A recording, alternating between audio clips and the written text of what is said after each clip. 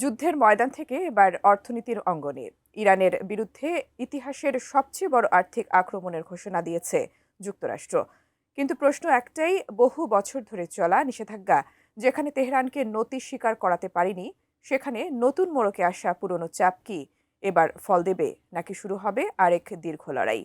বিস্তারিত জানাচ্ছেন সাদিয়া সিদ্দিকা।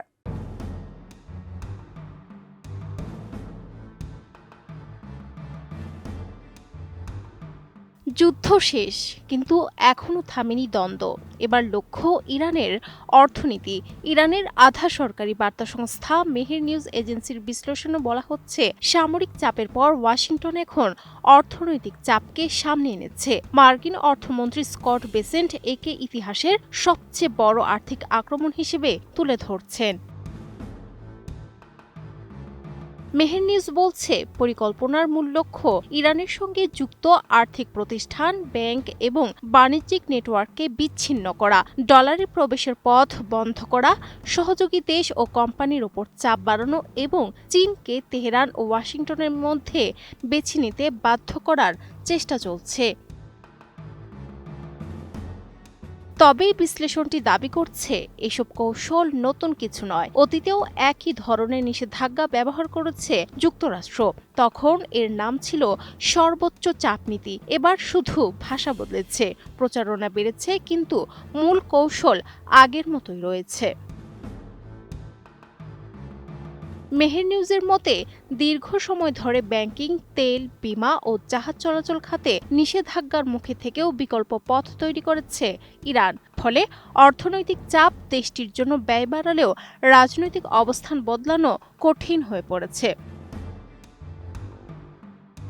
প্রতিবেদনে আরও বলা হয়েছে, ওয়াশিংটনের বড় ভুল হতে পারে অর্থনীতি আর রাজনীতিকে আলাদা করে দেখা। তেহরানের কাছে বিষয়টি শুধু বাণিজ্য বা ডলারের হিসাব নয়, জাতীয় নিরাপত্তা, স্বাধীন সিদ্ধান্ত এবং দীর্ঘদিনের চাপ মোকাবিলার অভিজ্ঞতাও এই সমীকরণের অংশ।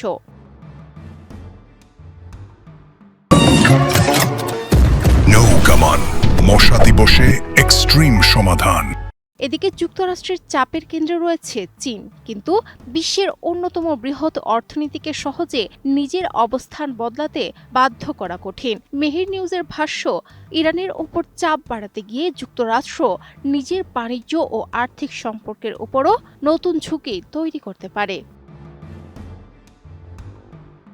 যুদ্ধ পরবর্তী বাস্তবতায় আরেকটি বিষয় সামনে এসেছে।